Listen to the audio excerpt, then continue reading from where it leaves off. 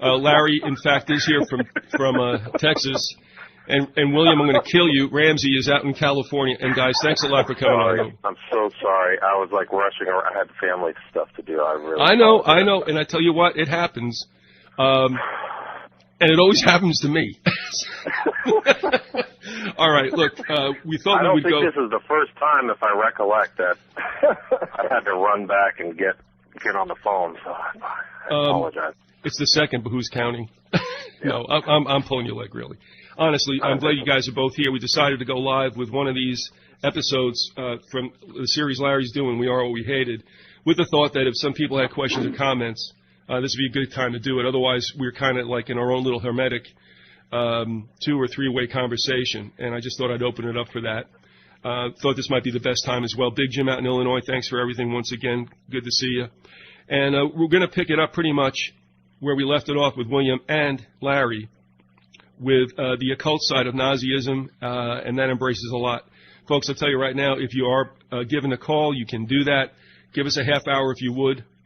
And also, if you want to, if you're shy and you want to ask questions or yell at us, you can do so by using email, and that is visigothraw@hotmail.com if you want to ask something in that manner. Otherwise, you can call 618-912-4681. So we'll leave it at that, about on the bottom of the first hour.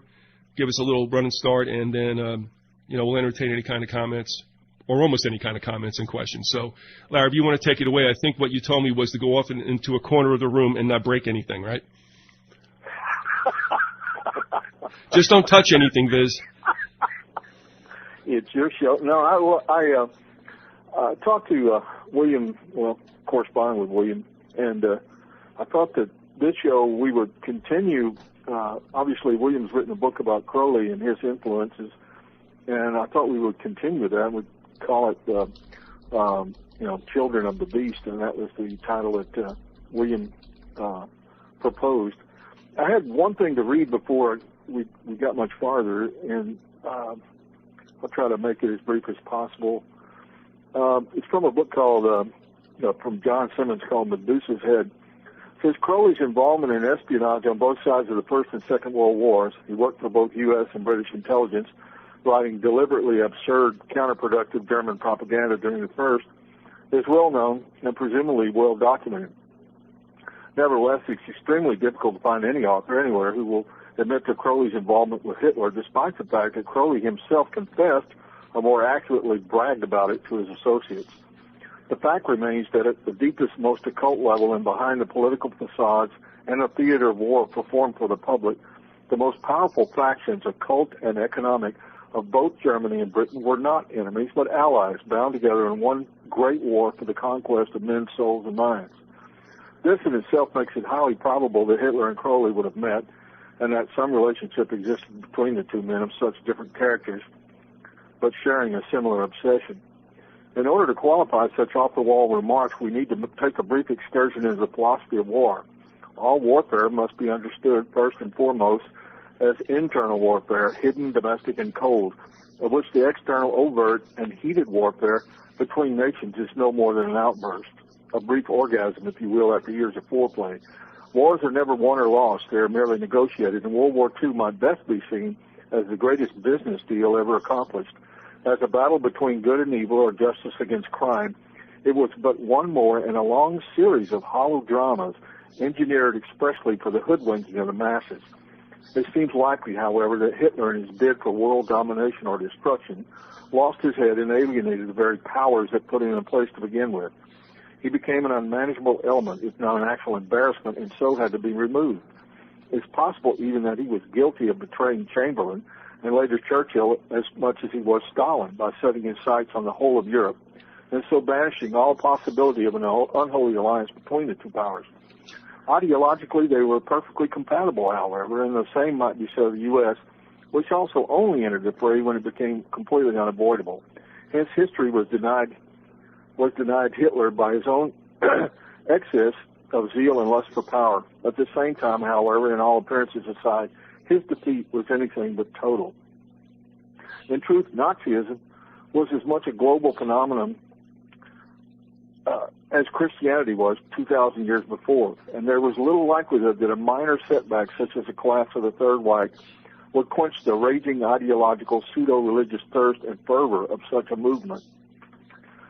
There seems no reason to doubt that directly or indirectly Crowley was responsible, at least partially, for feeding Hitler's dark fantasies and lustful ambitions as a black messiah and scion of darkness. Crowley, a true magician and trickster, would have taken no sides in any battle, but deliberately and consciously played both sides against one another in good Machiavellian fashion. His goals, however, even when evil, would have always been spiritual, never temporal. This has been a fable from the age of paradoxes, a fairy tale about a good war that never was, that still rages, and yet needs to be fully understood or divulged by history. Mythologically speaking, it doesn't seem an excessively arbitrary or irresponsible leap of the imagination than to propose the following, that if Adolf Hitler was archetypal, if not in actual fact, this century, the 20th century's Antichrist, and few who would dare deny it, then Aleister Crowley, the man in the shadows, qualifies even as he so carefully fashions himself to as his corresponding beast. For when men assume the temerity and audacity to play the role of the gods, the mischief they make can indeed shake the foundations of the earth. We're still shackled to the power of myth, even if we now prefer to call it history, and still caught under the spell of magic, even if we choose to call it politics. One shudders then, or perhaps marvels to think, that this myth story has yet to be completed, and that the prophecy as yet remains unfulfilled. Sorry, that was a little wordy, but I thought it was very worthwhile to talk about it. And can you repeat the book for me again? It was Medusa's Head, is that correct? Yeah, it's Medusa's Head by John Simmons. I guess it's Simons or Simmons. Symmonds.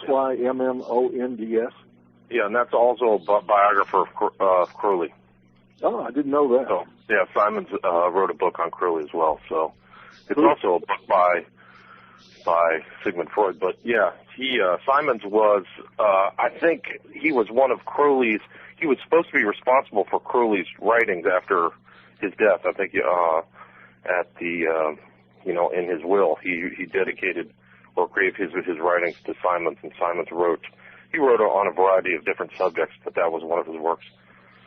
It's funny, in reading occultist, one of the best books I've read about Hitler and Crowley is Gerald Suster's Black Magician, Hitler the Black Magician. And yet Suster is also an occultist, but apparently considered himself to be a white magician. But one thing I learned in that was the power of magic and the what magic really is, which was a means of acquiring power for the black magician. Definitely, and the interest, and I think that Suster's book is very important. The intro into his book goes into kind of he predicates all of his statements about the similarities between Crowley and Hitler with an intro on historiography, where how important it is for the individuals who's looking at these events to what their paradigm is and how they interpret stuff, and how much of these statements about magic and black magic were overlooked and have been overlooked by historians in the past. Right. And I would love to have the time to go through and go back through Hitler's statements, but he made references to an era of magic. He was definitely a New Ager. He had, just like you in your intro, from Simon said how much similarity there was for Crowley and Hitler, but Adolf Hitler, like there's a quote from Hitler that always rang with me, which is, "Every great liar is a magician." So Hitler is acquainted with these higher magic through, like we discussed last time, through Dietrich Eckhart. Society and Dietrich Eckhart. Well, exactly. So, and a lot of, so some people look at those things very topically, but as I have been researching and looking into the occult when it started, 4 or 5 years ago, I realized how complex and detailed and voluminous these writings are, and how much information they had, and how easy it is to gloss over the surface of those books. I mean, one of the astonishing things that I found out about Crowley was how erudite he was, and how he was, he created his own occult encyclopedia, and these people were, people like Hitler and a lot of other evil people, rely upon these, dark tomes or dark writings to I think Crowley enact was their gifted mentally. I think he was probably a genius. From what various people have said about him, he spoke I don't know how many different religions, and wrote volumes, and wrote pretty well too. Hey, Larry. And he's admirable in that sense, but he seemed to place all of his intelligence into evil. Larry, if I could, you can tell me to go away if you want me to, but there's something that, well, you raised the question, and I mean, to me, honestly, I'd like to interject it now, so if it isn't going to derail you, or it isn't going to come down later in the 2 hours, let me throw this to you, and it's kind of like a one or two part of it, but it's predicated on the first question. What I'm wondering is I'm also leafing through this Ominous Parallels book about Germany, and it's parallel to us, by the way. What I wanted to ask you both, your opinions. One, and from the literature, obviously, that you've digested, what is a more fertile field for this kind of fascism?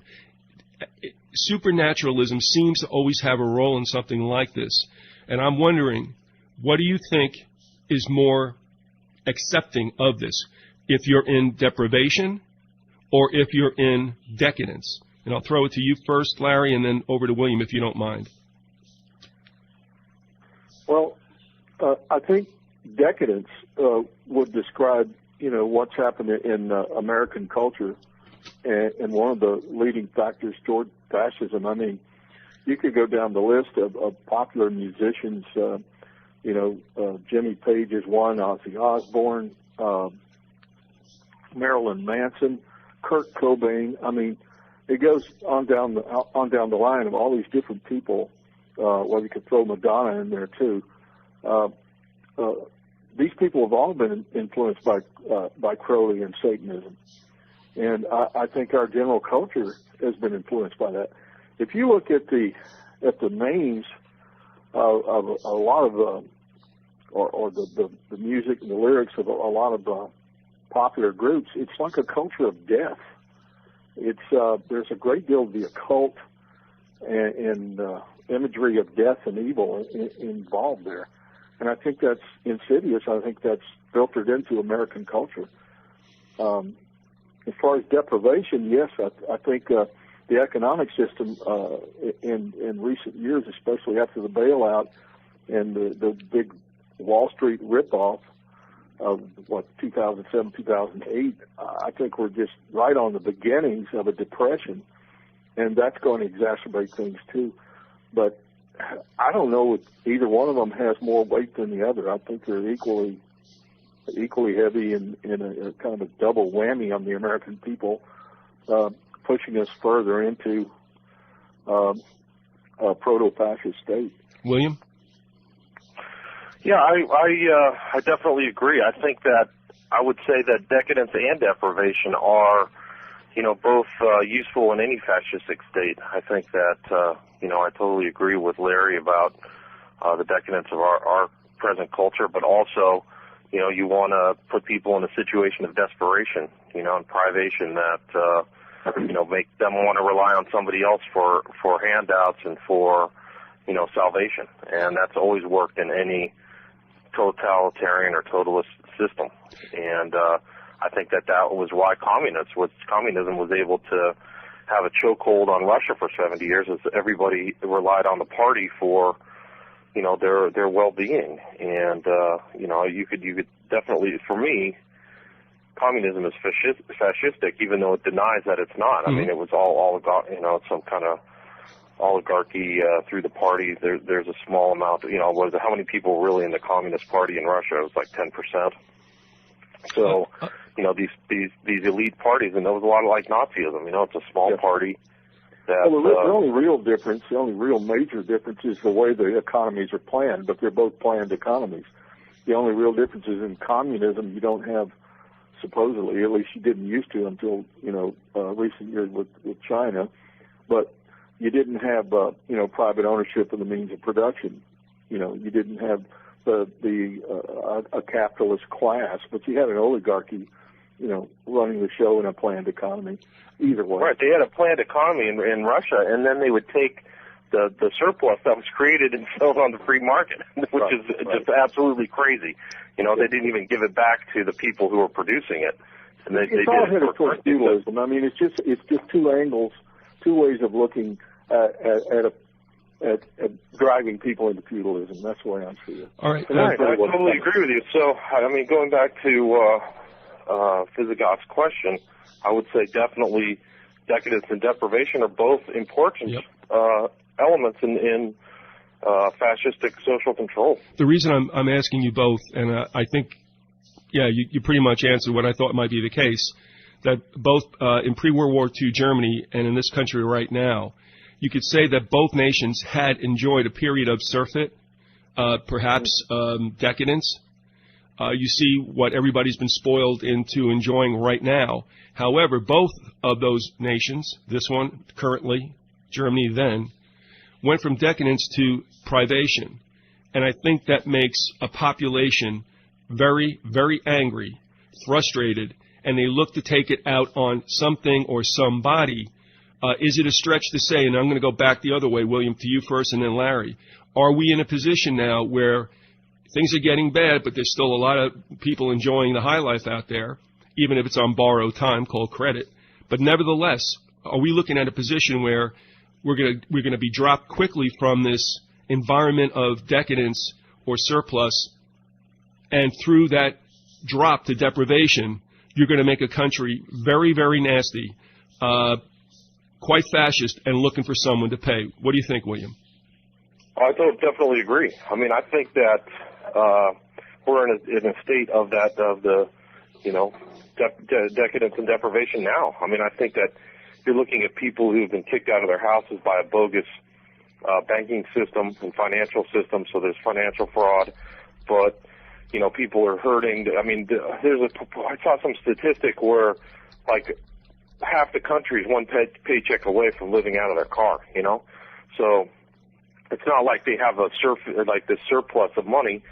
And, you know, that makes people angry when they're not secure in their homes and they're not secure with their families. I think that, you know, there's definitely an opportunity for somebody to come in and play the strongman. And then there's also, I think we're in a decadent culture with all kinds of drugs and, you know, just the way that our culture is we break up with the families and all this other stuff. So Lady Gaga. Yeah, I mean, that's Madonna started it, Gaga. Look at our public culture. I mean, it's pretty crazy. And there's also, you know, a lot of these people are involved in magic. Frankly, Lady Gaga's a witch. I mean, I don't even think it's arguable. I just read some article the other day. She was in a high-class hotel, and one of the maids came in and found all this blood in her bathroom, and that was publicly said all around the world. And they were like, "What is this all about?" And you know, these witches use blood in rituals, and you know, all of her stuff. Like, she had some very intense, deep, occult things. I think she showed up at the Grammys last year inside a green egg, and she said she was inside that egg for 72 hours. Well, the green egg is a symbol of Horus, who's, you know, we go back to Crowley. Horus is a representative of this new age, representative of Satan, the hawk-eyed god. And, you know, so she's inside this egg, and the egg is it's also a babe in an egg, which is referenced at the end of 2001, which is a whole other story. That's a pretty occult movie. But, anyway, she was inside this egg for 72 hours, and then, you know, came out at the end for the Grammys. And 72 is a very important number in the real high occult. And it's not like the simpleton, you know, generalist occult where 666 is very well known. But in the high occult, 72 are the 72 demons who are the servitors of Satan and supposedly run the world. And that goes back to Crowley and his one of his workings that he did at Boleskine Manor was to, you know, put these 72, and then there's these 72 devils to work. And then there's also the 72 bricks at the bottom of the pyramid on the back of your $1 bill with the all-seeing eye of the devil there. But the Christians have been conned into thinking that has something to do with God and the beginning. It's just a whole bunch of. I mean, that shows how easily Christians are duped. Right. They show you the Eye of Horus, which is a symbol that dates back into antiquity, I guess to Egypt, maybe even before. I guess Babylon, actually. That whole thing. That whole thing, when you sit down and take that back of the dollar bill, you can have a little fun with kind of naive people just asking them, where in the Bible is that referenced? And it's obviously not referenced anywhere in the Bible, so it's not Christian. It has nothing to do with Scripture. Very cold, very evil. Well, but the kicker is that some of those people actually think like it has something to do with our government. Mm-hmm. And I mean, that goes back to like comments stated by Blavatsky, where she talked about the power of symbols and different meanings. And anyway, 72. I got off on a long track. Gaga, 72. 72 hours in that egg. She's a witch. She's a total witch. Well, you look at Madonna. I mean, she's her Lady Gaga's predecessor. Unfortunately, she's going to be doing the quote entertainment at the Super Bowl this year. But anyway, Madonna was heavily involved with the Kabbalah, which is nothing more than the old occultism, that came out of Judaism, which is just another form of Satanism. Very evil. Very evil. And that was Crowley's one of the main things that he had his students study was the Kabbalah and the numerology and all that other stuff. And this woman, publicly gets up and says, "Yes, I'm into the Kabbalah. Hey, isn't it great?" And I've seen some videos where she was some very strange symbolism involved in this dance that she was doing, and they were quoting Revelation. She was quoting Revelations in this video. It's very satanic. And I'm looking at it going, hey, maybe you people ought to, take a shot at reading the Bible every once in a while, and you might get an idea of where the origin of this thing is. Larry, what I want to ask you, just to restate the question, be fair to you, would you agree, at least in the United States, right now, are we seeing something of a pattern that was originally started in the Weimar Republic, and that is, and we all think of the movie Cabaret as we're talking about this, I think, and that is we're going to leave decadence and maybe plunge into some kind of deprivation, which would obviously light a fire under people and to play on their anger and to direct it perhaps outwardly. Oh yeah, I definitely think that. In fact, the Nazis during the 1920s, during the Weimar Republic, in the late 20s, Hitler was just about to hang it up. I mean, he was getting nowhere. At one election he gained quite a few seats, and then he got his butt kicked in the next election. The Nazi Party did, and he was about to hang it up. And they were praying for something to come along that would put him over the top. Well, in 1929, with the Wall Street crash, the Great Depression, of course, from the late 20s into the 30s, that drove tons of people into the Nazi camp. Because I remember hearing one guy in an interview say he was a working man, in the Weimar Republic, Nazi Germany. He said, "I would have voted for the devil himself if he had promised me a job." Well, in effect, he did. At least a representative. We're at the bottom of the hour, and as I promised, maybe we'll do a little business and give the number out again. But Larry, as all of you know, has been working on a series that is now in its 23rd part, covering almost a year, and no one did cite. You're familiar with Larry without a doubt, and many of you are familiar with William Ramsey. He's been on a number of shows. He's been here often. He's back with us today after having been on the last one we did with Larry in that part 22. But also want to throw it over to William because, William, you've got the book Prophet of Evil written. You've also made it available in other forms. You have the pure DVD, Occult Hollywood, and you're working on something else, I believe. You just want to share with us what's going on right now? Well, I just got a whole bunch of different projects. I've got 2 documentaries I'm just kind of putting the last bits on. One is Occult Obama, and the other one is... I think I've just titled it The Triumph of Evil, George W. Bush. And I think the people will find them both very interesting. the Cold Obama has Obama referencing 72, you know, just like the numbers I was talking about earlier. And, you know, you can tell, I'll prove through his own, you know, words that he's spoken that he is a high occultist and very much has been initiated.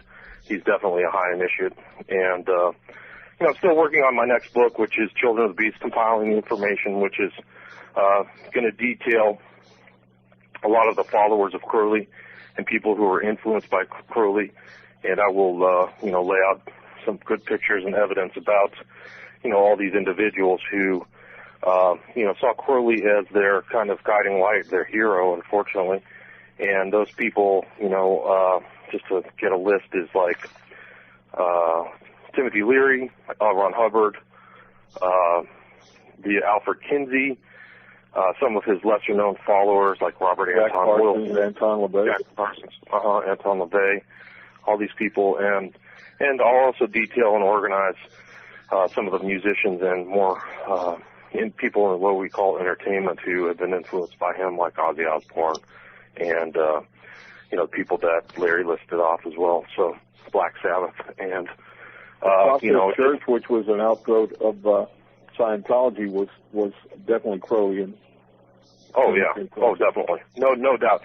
You know, it's interesting. Like you had mentioned Kurt Cobain earlier in the conversation, Larry, and right. I was just listening to one of the songs. His last album, he had kind of an apologia, and he called it All Apologies. It was essentially kind of an interesting song that he wrote, but he showed or indicated that he is was acquainted with magic when he writes in there, you know, it's about him and his life, and as he got married, he says he's married and buried, but he says, in one of his lines, I can't figure out the last one, but he says, sunburn, freezer burn. So he talks about duality, which is really a very important principle in magic, is the opposites, fire and ice. So he's referencing it straight up. He says, sunburn, freezer burn, choking on the ashes. And it either says enemy or runaway. I can't figure it out. But if he says runaway, that means that he's really deep into Satanism. And I can't figure it out. I've looked at some of the... he was obsessed with Anton LaVey. In fact, he invited Anton LaVey, who was also a musician. He invited Anton LaVey to play on the Nevermind album. He wanted him to play cello. Really? Yeah. And Cobain, this was in an article in Mojo magazine back in September '99, I believe. And it said that Cobain's involvement in witchcraft and Satanism is a fitting explanation as to the source of his inspiration and the uncanny ability he had for coming up with alluring and seductive hooks that so frantically enticed Nirvana's fans. Cobain is described as, and this is from the article, stumbling on melodies by means he actually didn't understand himself. So, I mean, that's kind of like automatic writing, isn't it? Yeah, I would say so. Well, his wife is definitely a witch, Courtney Love, and she, you know, a terrible girl. Yeah, and a friend of mine there's a worked in the music business and knew her, and he described her with the C word that ends with a T. I won't use it on the air, but that's the way he described her. He said she was the most horrible person he ever met. He said she came off the bus at this event, you know, came off the tour bus with her arm still bleeding from having just shot up some heroin. Wow. And it got worse from there. So she was the most horrible person. That information leads me to believe that he is saying this: sunburn, freezer burn, choking on the ashes of a runaway.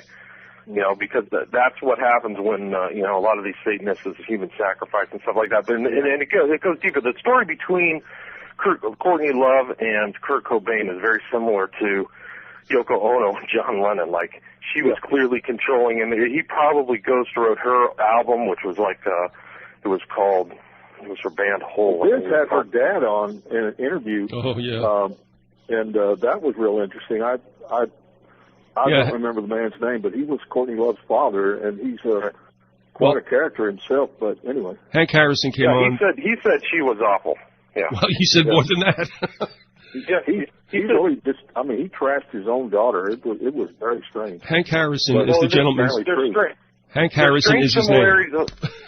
Okay. There's strange similarities in the death too. Like when she like apparently who was the chief beneficiary when Kurt Cobain died? It was her. She got all his rights. She got everything. He had said he was married and buried. He did not clearly like being in a relationship with her. Right. And who was the chief beneficiary when Lennon died? It was his wife. So Yoko Ono, and the weird thing about like the shooting when Lennon got shot, she was like 40 or 60 feet ahead of him. And then apparently she had taken out a life insurance policy on Lennon and all this other stuff, and and she was a witch. I mean, she admitted to being a witch, and she did all the stuff, I mean, it's crazy. All right, let me break in. Those guys were somewhat, kind of overwhelmed by those women. All right, Larry, all right. Whoa, guys, let me just jump in a second. Sure. First of all, I just want to give the number out. You're going to have to be a little bit flexible if we do get callers, because we never really know how that's going to happen. So I hate being rude, but it works. Man. It works so well for me. Anyway, the phone line is 618-912-4681. You can also send an email to visigothraw@hotmail.com, and I'm just going to throw out a whole bunch of stuff that you guys are just referring to, and then throw it back to you, Larry. I have to say this. I just want to get this on the record. Hank Harrison had been on the Nolepalooza back in July 4th, 2008, when I did like a 13-hour show or something like that. And he was supposedly writing something in that time, and he just said it flat out in the air. So don't yell at me. But he said that she killed him. All right. So I don't know whether that's factual or not. But boy, he was not shy about it, and I kind of like woo when I was listening. I remember him saying that. Secondly, and again, as we said, we gave the number, so you have to be alert that we have some callers who have something really of decent input that we want to at least try to facilitate them if possible. But what you were talking about with duality, William, and of course, Larry, you're familiar with this as well. I do find it interesting that to the very pit of usually, shall we say, Satan's way of manipulating people, and if you refer to either the Faust or the Faustus supposed legend, written either by Goethe or Marlowe, isn't it interesting? Because the deal with the principal here on Earth was that he would give him everything, give him complete carte blanche for anything he wanted to dabble in or experience. And I believe I'm correct in saying that the trade-off in both works was that if the principal decided that he had reached a place that he wanted to last forever, that he wanted to hang on to this, that Satan would take his soul. Now, he felt no one's ever going to get me because I'm going to keep going on if I have carte blanche. Now, the reason I bring this up is because, again, I think it goes back with this theme of what's happening now. One of the things I believed in the 70s was, and I watched people go through all kinds of consternation and problems when things got tight in the 70s. And they would repeat that pattern, got worse obviously now. My feeling back then was this, that I never wanted to become such a possession junkie that I would be put in a position that somebody could grab me by the short hairs and tell me, you're going to lose this if you don't play to this tune. And I said, that's never going to happen to me. And it never has. I'm not saying that's always been good, but that's just what I believe. What I think is happening now, referring back to the other question I asked you both, was that give Americans everything. And we've been in that period of plenitude. But what I think is happening now, it's going to be taken away. And again, the old deal. Are you willing to give it up not to go into fascism and war? Or do you want it all back? At least you're going to be told that. Remember, it doesn't have to be true. And right. I'm just going to throw that out to you guys. I think you know where I'm going. Are we now being given, the drawing after the Sturm? Well, I think we're definitely in a period of time in which the anger is starting to boil. I mean, you can look at the Tea Party on the right, and you can look at the Occupy Wall Street thing on the left. I hate to even really call them right and left because, all that gets kind of jumbled up and hard to define. But in America, we have our own version of, the brown shirts, I believe, in the Tea Party. And I'm not saying that everybody in the Tea Party is consciously following any kind of Nazi principles, but they're kind of stumbling into that. The whole idea behind it seems to me that they are going to eventually become the mainstream of the Republican Party. And probably at some point they may take over the government altogether, and which will mean a considerably different form of government than we have now in some sense. Also on the Occupy Wall Street, I expect that these people on the left, I mean, as far as the Tea Party, the Koch brothers, the Koch brothers, whatever the heck they are, anyway, they are the nephews of people who ran concentration camps in Nazi Germany. I've talked about that earlier on the show. Goes back to, their roots go back to Nazi Germany. Their father worked in Nazi Germany. These two people are extremely wealthy industrialists who are financing a very far right party in this country, which I think eventually will show its true colors as being an American fascist party. And I think they're going to become more and more powerful. And I think that they're on the left, the more radical left, will be taking them on in the streets eventually. I think you're going to have a lot of violence in the country, just like you had during the time the Nazis and the leftists were fighting it out in the streets. And I think that's going to happen. Yeah, I agree. I think that I think that people are losing respect for the law. Or they've lost all respect for Washington. They know it's a fix and it's a fraud, and that lays the groundwork for something completely different as far as a political, people's relationship with the state. And people want authentic change, not Obama change. So, I tend to totally agree with Larry.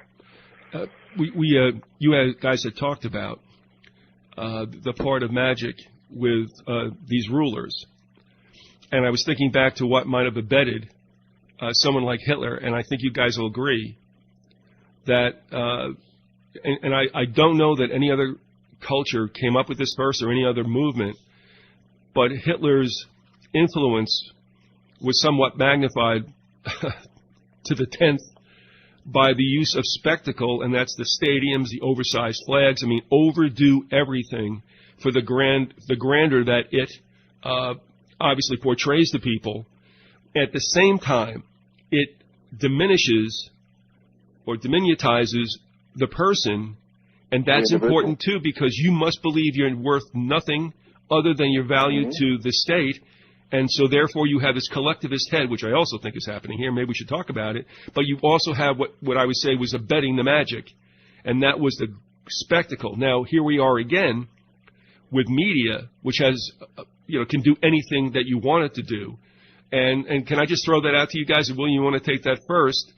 We need something that is going to make the individual and the movement seem greater than life, and yet at the same time put supposedly the person, the mass, in its place by realizing you're an ant, and we tell you just how much you're worth. Yeah, I mean, I think that it goes back to that same feudalistic principle, and I think that for these people to get away and do all their crimes, they have to have their own feudal type state, I guess, and it's part of that symbiotic relationship. It's not just keeping people in the place. You want to keep them dumb, drugged, distracted, freaked out, scared to death, I think we've gone through that since 9/11 for sure, and even before that. You can even take back the Cold War. I mean, a lot of that rallying up against the evil communists was very effective in a way of controlling the population in the United States. And I think 9/11 was nothing more than the American Reichstag fire. I mean, there's a rough parallel there. I mean, that was the event which really pushed Hitler over the top. He became chancellor at that point. He was at that point made the head of the government because Hindenburg decided and was convinced that they needed a strongman. They also went through and passed the Enabling Act, which was very similar to the Patriot Act, which clamped down on civil liberties in Germany. There are all kinds of parallels there. But I think 9/11 basically represented our Reichstag fire. And I think when I forget the name of this new law that's gone into effect, where they can just basically declare anybody they want a terrorist and take you away. And the NDAA. Yeah, that's it. Yeah. I mean, that is. I mean, just forget about civil liberties. Just forget about Anglo-Saxon jurisprudence and several hundred years of English common law, which is what American law is based on. Right. Bush got rid of habeas corpus. He tried to get Gonzales to say that our rights are privileges. I mean, he actually had that guy say that. Was the Attorney General at the time. I mean, that guy should have been disbarred on the spot for that. Yeah, but Gonzales was right when he said that, though. Well, in other words, Gonzales on C-SPAN had said that habeas corpus is a privilege, and I couldn't believe it because it was only weeks before that I had probably my first interview or first few with the informer who stated that there are no rights for us. We get privileges. That Bill of Rights was not for us. And sure enough, Gonzales was a big mouth. There's no two ways about it. But actually, at that time, he laid it out. Maybe too much for the liking of his overlords. But I also want to refer to the fact that in our Constitution, by the way, it states habeas corpus is a privilege. That's right in your face, and yet that's overlooked quite a bit. But again, when you go into emergency war powers, and I won't go off on that. That's another whole deal. But Bush or Washington or Lincoln, I mean, actually what they all did was kick in emergency war powers where there's just nothing. I mean, the government can do exactly what it wants. Posse comitatus, good luck with that. And habeas corpus is probably the most, I would say, abused privilege in the sense that they can revoke it anytime they want to, and they do. So, indeed. Yeah, it's all gone. The illusion that we had rights and privileges, that were inalienable, I think that's all gone. That in effect was an illusion. One of several. It's illusory, no doubt. Yeah. All right, now, Larry, I don't know if I derailed you. I probably did, but if you had your finger on your finger on the place where you were, if you want to kick it into the next section, by all means, please. Well, what I really wanted to talk about today, from William's standpoint, I wanted him to elaborate on the children of the beast, the people that were influenced by Crowley, and especially those people that are living, that have lived in America and have influenced American culture. The people I'd like for him to talk about were people like Jack Parsons, L. Ron Hubbard, Anton LaVey, whoever else he wanted to talk about. I know he's writing about it, and he has a very he can do sort of an extemporaneous thing on that. I've heard him do it. He does a very good job of it. So I would like for him to talk about it. Sure. Crowley, in addition to being a scholar of the occult and very dedicated Satanist, was very interested in disseminating his ideas, and he always sought out followers. He was involved in, I think, our last discussion, he would always do very public displays and try to attract people to kind of his cause. He was an elitist, so he tried to get other people to join up and become kind of like high-level magicians just like him. And even until his last days, when he was living in Hastings in the south of England, he was taking visitors, and there were a lot of people he influenced, and he was interested in transferring leadership over to new leaders for the OTO. And one of the people who was his follower and his holdover was a person by the name of Kenneth Grant, and he wrote a bunch of books that were influenced by Crowley. And Kenneth Grant had some very interesting insights into Crowley's behavior, and he said a lot of different stuff, but he's a lesser-known figure. But he said, the keen and persistent practice of even a few dedicated individuals will effectively overthrow society and thereby facilitate the unhindered development of the new aeon or age and the reintegration of the human consciousness. So, this is kind of like a view of the elite changing the whole world, Kenneth Grant. And he also had some interesting insights into Crowley's connection with otherworldly spirits namely Lamb, this kind of lamb figure who looked a lot like an alien. He said that was if you look AWOS. at that picture of Lamb, it looks exactly like what is being described as the gray aliens. I mean, Right. it's like exactly, which leads me to believe even more strongly that this whole thing with extraterrestrials is all about the demonic. Right, and that's interesting. And I didn't have that conclusion, 3 or 4 years ago. But the more that I read and understand, I think that there is something of this evil spirits. These are evil spirits, and the interesting thing is that a lot of if you listen to some of the stories about the UFO, if you invoke the name of Jesus Christ, a lot of these events stop. And and it's so. I've now kind of come to the conclusion that that's just one. And Grant said as much. He said that being Lamb is a title. Lamb means the way, so it's like it's not a name like a proper name. So it's a honorific titular statement about this entity, and Crowley is saying that that's his master. So essentially, Lamb is one of the forms that Satan takes. Essentially, according to Grant, and he also says AWOS, which is the name of this entity that gave Crowley the Book of the Law in 1904.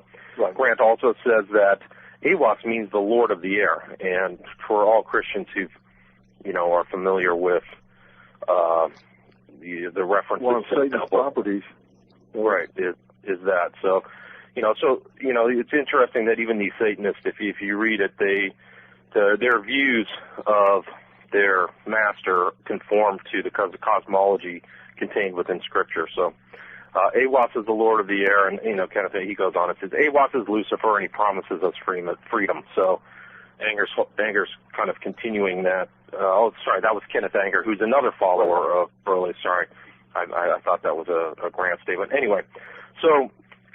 Kenneth Grant is definitely one of the important followers of Crowley as far as a scholar and somebody who kind of kept his writing alive. Another was Jack Parsons, who was a founder of Aerojet, and he was involved in the creation of the jet propulsion at JPL in Pasadena. Right. Right? Correct. And he was an associate of a lot of very important people in the space program. And he was essentially Crowley's top guy out in California in the OTO at the Agape Lodge. And Parsons was an associate of L. Ron Hubbard, who was another follower of Crowley, who started Scientology, I think, on the day that Crowley died in 47. Did Jack Parsons recommend Hubbard to Crowley? I believe I read a thing where he wrote a letter to Crowley telling what nice qualities he had as far as L. Ron Hubbard I'm talking about. No, this is true. So Crowley, Hubbard is directly referenced in writings between Parsons and Crowley, and Crowley. So, it's an evidentiary, statement of how important Hubbard was. And Hubbard was essentially the kind of scryer to Parsons' magical workings, and he was also an associate and took part in those. And that was according to Parsons back in the late 40s, early 50s. So Hubbard's connection to the Agape Lodge is really without question, and you can read a really good book on that. It's available online. It's called A Piece of Blue Sky by John Atack. I think it's A-T-A-C-K, and it references all that stuff and where Hubbard referenced so much stuff about the occult in his creation of his Church of Scientology. And Church of Scientology has the Golden Dawn kind of perversion of a Christian cross on all the rooftops of their buildings all throughout the United States, whether it's in Los Angeles, California, or actually your neck of the woods, Viz, good old Tampa, Florida, Clearwater, Florida. Yeah, and Clearwater, yep. You see so you see these occult references are there, and people don't understand the symbolism, but they should. And if they see that, then hopefully they'll stay away from Scientology. It's a totally evil organization. Yeah, and Scientology led to the Process Church of the Final Judgment, and they even have swastikas in their symbolism. Right. I know that Anton LaVey was a Crowley enthusiast, and Kenneth Anger also. Right. You'd like to elaborate on those two guys? Sure. Well, it's an interesting aside. Kenneth Anger was an associate of another person who was interested in Crowley, Alfred Kinsey. Mm-hmm. Alfred Kinsey was the famed sexologist who's been pretty much totally debunked, and that he's a complete fraud. But he also, he was the person who skewed all of his science into scientism or whatever. It's not really, it's not objectively credible. But he gained a lot of following with his books, and he was so interested in Crowley that in one of his journeys to Italy, he went to Crowley's Abbey of Thelema, and he took as his sidekick Kenneth Anger, and and he did a lot of experimentation with Kenneth Anger, and they did a lot of sexual. And you can see in this film by Chris Pinto, Kenneth Anger is in a bed. I don't remember exactly, but he's in one of these shots that Kinsey liked to document a lot of his stuff with film. And so wasn't Anger like an underground filmmaker in Hollywood? Right. Wasn't he connected with Hollywood stars? Correct. So, Anger has a long history, a very interesting long history. There's actually a picture of Kinsey and Anger together in Italy at the Temple of Cefalù. But Anger went on, he made a wide variety of films that are homosexually themed and also fully occultist. One is called, I think, Lucifer Rising, mm-hmm. And that's he's involved. Right, and he's been involved in with so many musicians. I mean, he was associated Bobby Beausoleil, who was involved with Manson, correct? That's correct. So Bobby Beausoleil was one of his associates who ended up, I think, killing Gary Hinman up in Topanga Canyon, and went to jail. But he wrote some of the music for Lucifer Rising, and there was also some workings with Jimmy Page, Mick Jagger. So this Kenneth Anger is very interesting. He also had a contact with, as I think we discussed last time, contact with the killer of John Lennon, who was Mark David Chapman. Yes, he was mind controlled. We believe he was mind controlled. Right. And Anger said as much. Anger said that he was mind controlled, which is interesting because he had known all that stuff. He also said that Manson was mind controlled, which is another connection of kind of Crowley through. Manson was very familiar with Scientology and the techniques of Scientology, which are all mind control. Mind control is always a kind of a handmaiden to Satanism. Wherever you see mind control, and ritual abuse and murder of children too seems to be something associated with it. Well, I guess my point is that, just to, if you see mind control, you have to have an evil will to kind of inflict that upon other people. So typically, if you see like mind control techniques, you probably will find an occultist somewhere around there. And it also bleeds over and is associated with intelligence agencies. Absolutely. I mean, the CIA, MI5, MI6, et cetera. Absolutely, and the CIA was started by a bunch of occultists, Skull and Bones guys. But so it was also started by a lot of Nazis, and in particular Reinhard Gehlen, and our own what I would call domestic Nazi, Alan Dulles. Guys, we're going to come up on the top of the hour, so we're going to take a break. But before we do, I'd just like to add this, and we'll end the first hour on this note.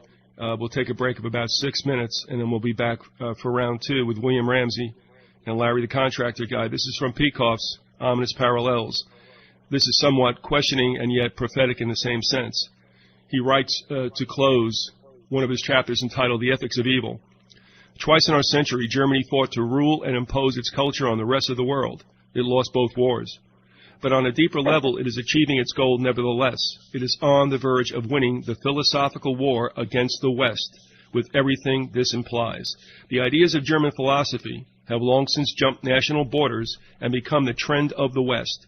Half the countries of Europe are already enslaved by such ideas. The rest of the continent, under similar guidance, is on the point of collapse. There is only one country which, though paralyzed at present, is still able to resist the German takeover. In all history, it is the least likely candidate for such a takeover if it can regain its own ideas and its self-esteem in time. The last battle of that war of the century is now taking place in the last of the great unconquered nations left on earth. That's Leonard Peikoff from Ominous Parallels. Are we back? I think we're back. And here we are in hour 2 of Visigoth Raw and Live. And we've devoted this particular show to Larry the Contractor Guy, who's been doing a series you're all familiar with called We Are What We Hated. We're going to use this as part 23. And with Larry and myself, as happened last time in part 22, William Ramsey's here, and talking about the occult side of the Nazi regime, and also how, as I think Peikoff identified it back in 1980, that it has seeped over here. And as we ended that first hour, it was discussed between Larry and William about certain penetrations, if you will, and I use this word very, in a very wide expanse, into American life, to include the creation of the CIA. And I guess you guys probably familiar with the story that I mentioned a couple of times about my uncle who was in the OSS, the forerunner of the CIA, at a Christmas party when I was too young to understand things, getting the glow on and holding court in the living room with all the extended families. And all I remember is his kind of tearful admission when he said what we did was treasonous. It was treasonous. I've never been able to find out exactly what he meant, but since he didn't go from the OSS into the CIA, I've often wondered if he knew exactly what was going on with the transformation. So there you have it. That's how we ended hour 1. We're going to come on back now, too, if you're going to call, and you know you want to. The number is 618-912-4681. We're not going to be disappointed if you don't, but the whole idea of doing the live show is that if there's some people who usually email, and that's fine, but if there's a chance you get to talk exactly about what you want or ask whatever questions that you've wanted to, this is why we've done this. So at any rate, until that time, we're going to throw it back to Larry as we kick in the second hour. And what are we going to be looking at right now? Well, I just wanted to talk some more about what we were talking about earlier, the Children of the Beast, which is I think the title of William's next work. And I wanted to just read an excerpt from an article by Dave McGowan, who's also been a guest on the show, and in my opinion is one of the best writers, contemporary writers in America. And he's talking about, it's from an article called There's Something About Henry, which is about Henry Lee Lucas. He wrote back in June 2000. It's one of the best articles I've ever read. And he says, Crowley had assumed the leadership of the OTO in 1922 when founder Theodore Royce, a German occultist and intelligence asset, had stepped down. The OTO, then, along with the various organizations spawned from it, is in a direct line of descent from the German occult-based secret societies that gave rise to the Third Reich, a fact made evident by the ideology and symbolism of the Process Church, whose logo is a modified swastika. Back in the Bay Area, Anton Sander LaVey and Crowley enthusiast Kenneth Anger would set about busily organizing the Church of Satan in San Francisco, where LaVey would become something of a celebrity, the clown prince of Satanism. From this church would spring forth both the Temple of Set, led by a U.S. intelligence asset and psychological warfare specialist, Lieutenant Colonel Michael Aquino, and the Werewolf Order, founded by LaVey's daughter Zena and Manson admirer Nicholas Schreck.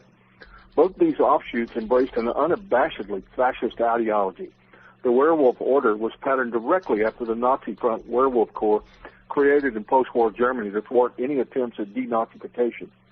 Zena LaVey and Nicholas Schreck are also notable for holding a public gathering on August 8, 1988, to celebrate the anniversary of the slaughter of Sharon Tate by the Manson family.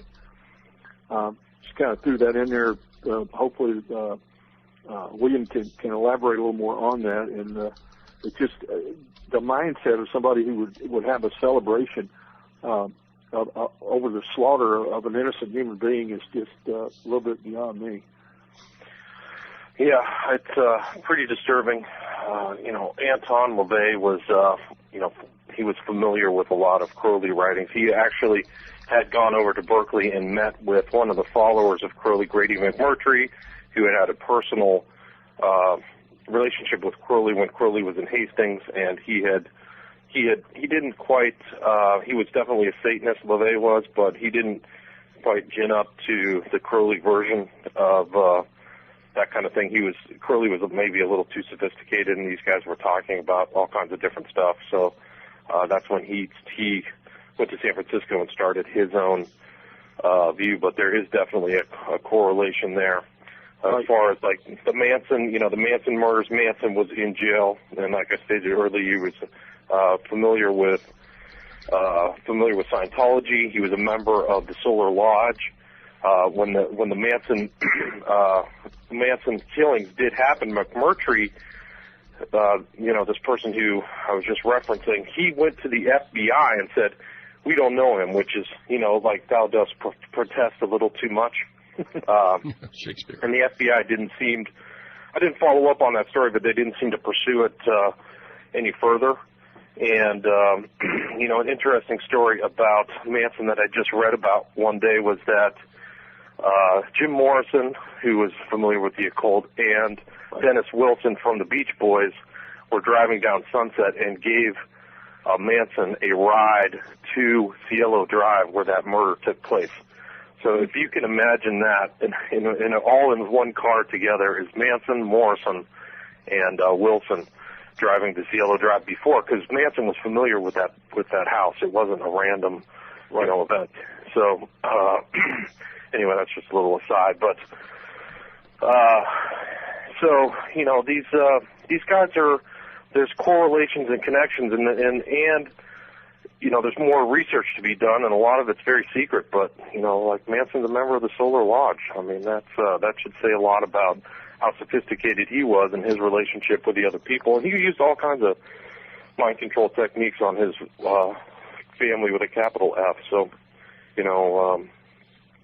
just these this kind of theme of Children of the Beast is things that have come through from Crowley and cross-fertilize these other Satanists. And, these are shocking events in our cultural, political, and sociological history. So, to see the occult influences underneath that, I think is crucial.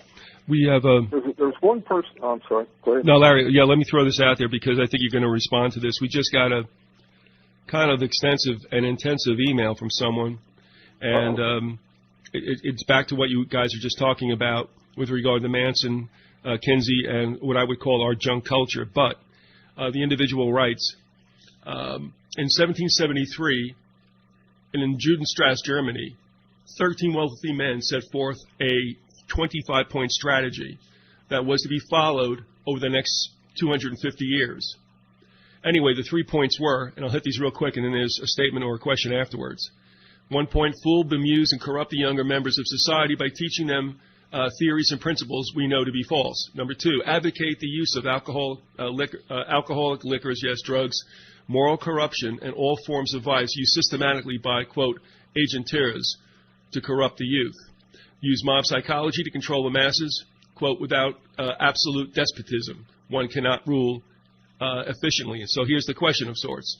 Do you think that the celebrity culture, which manifests and indoctrinates this corruption today in this nation, has replaced the need for, let's say, quote, a Hitler youth? Let's leave it right there. There are 2 more to follow. With all that you've heard, let me just restate that. Do you think that the celebrity culture has replaced the need for a Hitler youth? I'm not sure, but I would think that the need for a Hitler youth probably is no need for it. I think so many young people, are walking in lockstep with anything that they see in popular culture, from rock and hip hop, rap music. I think the musicians, we have a culture that just worships popular music, and especially the musicians that make it. And I think they kind of provide the training ground. And yeah, I think there probably isn't that much need for a Hitler youth. Although I wouldn't doubt that they could gin one up if they wanted to. William. Yeah, I mean, I think that for the ultimate goal, the long-term goal of the occultists, which is, they all kind of have the same look of everything, which is one global state, and what's going to happen in the future is this real push, and they all were interested in it, immortality, believe it or not, however strange that may sound. But I think that they're being definitely influenced by the ideas of this culture. And, I think that the new Hitler Youth will be more global in nature.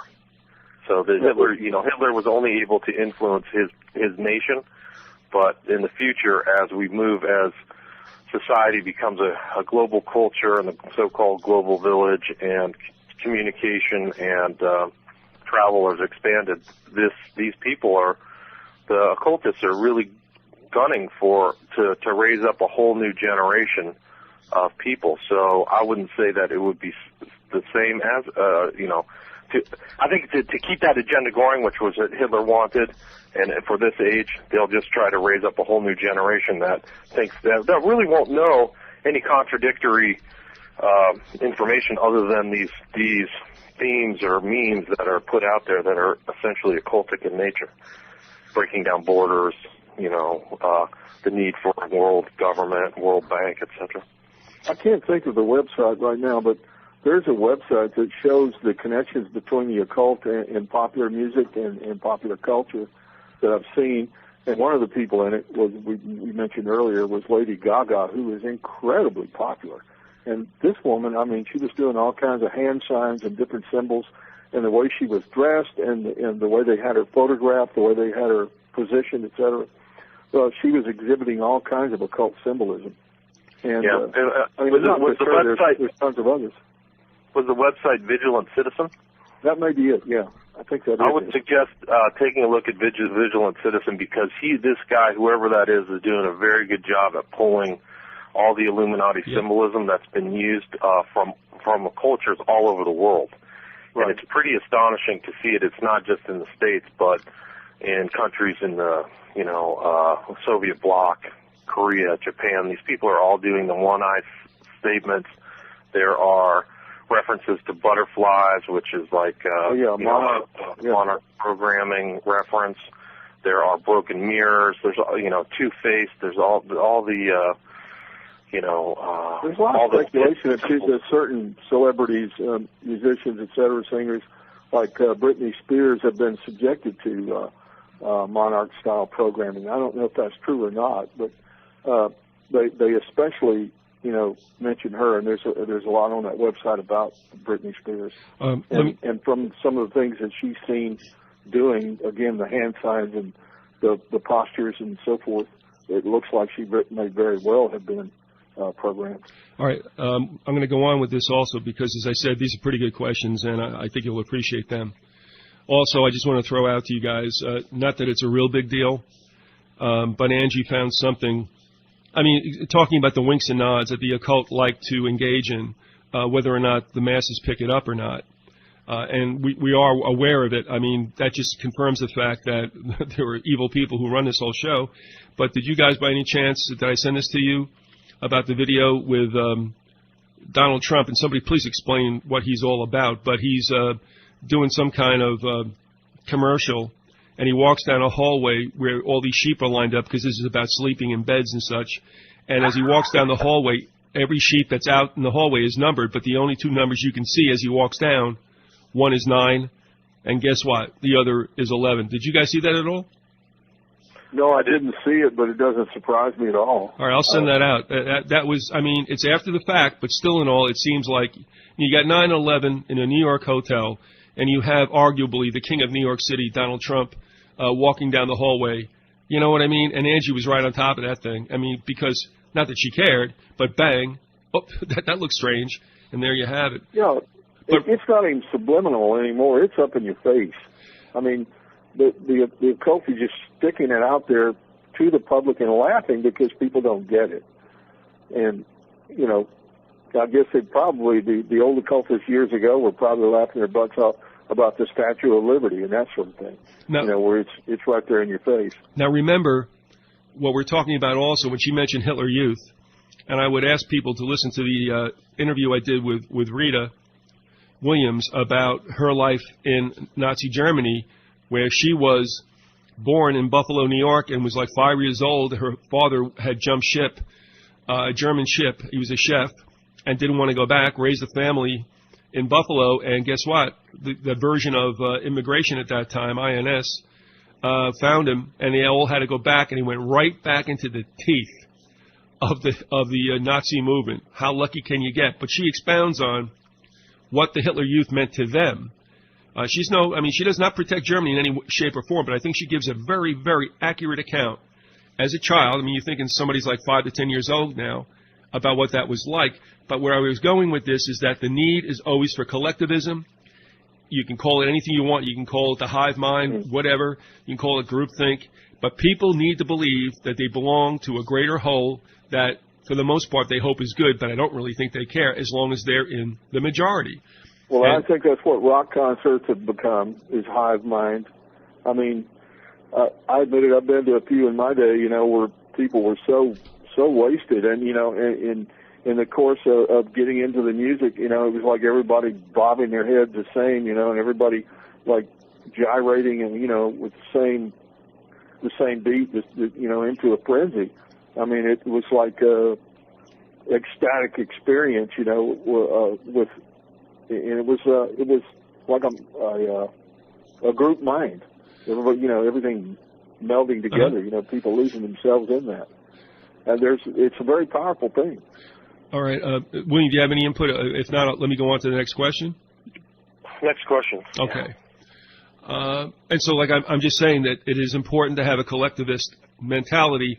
And by the way, even though these little pleasure units are out there with their little cell phones and all that other stuff, iPads and junk, they are being taught in school, by the way, to be very much part of the Commonwealth.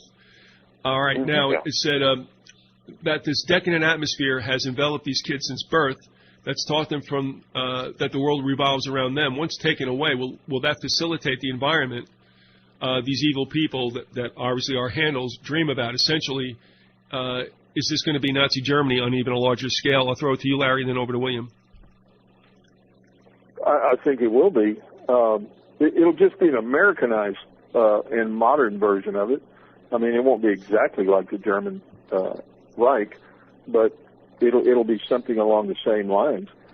I mean, when you look at things now, I mean, we're becoming more and more a police state. I mean, you have to be very careful, what you do and say, because somebody could carry you off in the middle of the night. I didn't used to believe that could happen in America when I was a kid growing up, and it didn't happen really for the most part, but it can and does now. I heard a lecture, or not a lecture, but an interview with a woman who was basically deprived of all her civil rights and was put on an American military base as a prisoner under this under the Patriot Act. And Susan Lindauer. Yeah, you're right. Yeah, right. You could probably expound on that. Well, she I think she was a CIA agent, and then she got ruffled somebody's feathers, and they just threw her in the hole in the brig for a year. Yeah, somewhere in Texas, and nobody could find her, no habeas corpus, and she was lucky to get out. But she's out there just trying to tell people what can happen. Right. And she's very sharp, and she had an interview on Black Op Radio with Len Osanek, and I mean, it didn't shock me that it could happen, but in a way it did, because I hadn't heard of anybody yet, that had been treated in this manner. And apparently she said the wrong thing about 9/11, and she knew a little too much about it, and they came and took her away. And like I say, I mean, she was lucky that, I guess she was from an upper-class family, and she had an uncle who was a very powerful lawyer who helped her out, but otherwise she'd probably still be there. Remember, that my understanding is that there are already brigs that have a lot of Muslims that are in there, but they're not getting any play on the media, and so it's already happening. It's just they're going after the people they can and who don't have the power to fight it. So she was really one of the first, what I'd call, real, somebody who was from the States, a third or fourth generation American that they threw in, but they can take these immigrants and throw them in there. Right. And they've got their replacement scapegoat now. Instead of going after the Jews like the Nazis did, they're going after the Muslims for the most part, and other groups too, but especially the Muslims and illegal immigrants. I mean, I'm not for illegal immigration, but my God, some of the stuff that's going on with those people, it's just wrong. It's unjust. All right, let me bring up something else as well, and that is, everybody remember that, what was it, Juan Padilla? The last name's Padilla. Yeah. Who was involved, I don't know how many 20th hijackers they had. There was 19, and a 20th pops up, and a 20th pops up. Moussaoui's one of them. Well, Padilla was an American citizen supposedly involved in this whole plot. American citizen, understand, supposedly due, quote, rights. And as a result... He didn't have any. No, I mean, he got thrown away for 3 years, and that's an American citizen. So, again, it shows that you do not have rights, you have privileges, and they revoked that from him. Also, I have an interview up with Eddie Kahn. He pronounces it Kane. It's K-A-H-N. And take a look at that, if you will. It's on the website, on my homepage, the audio page, in which he had helped Wesley Snipes get out of the IRS system. Well, that blew up. Snipes is now out free after spending a little time and paying some money. Kane went down to, I believe it was Panama. The FBI came down, kidnapped him, which is illegal.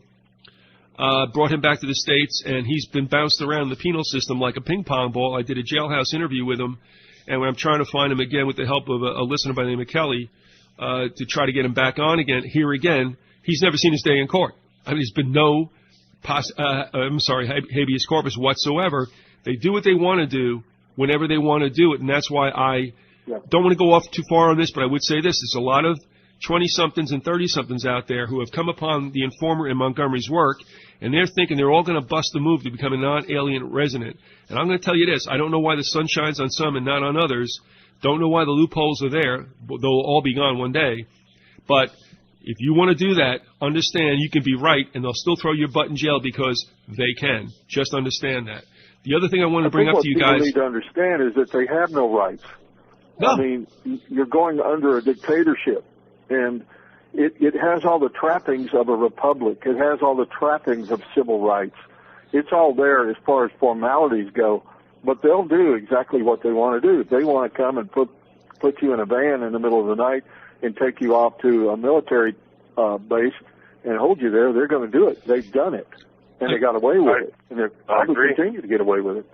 Well, all those other tyrannies had exactly what you're talking about, Larry, is that these trappings and these statements that you have rights and you've got this and we're doing great and this is a paradise. And then the reality's underneath that kind of velvet glove. Right. And, they can really just do whatever these people. All right, guys, we have a caller. If we could we bring a caller in? Sure. Come on, caller. Hello. You're on. It's Jeff in Washington, D.C. Just my luck. Yeah, and I'll keep it brief, but I just wanted to add some fodder to what you guys are talking about. Maybe not so much questions, but with the whole Nazi theme.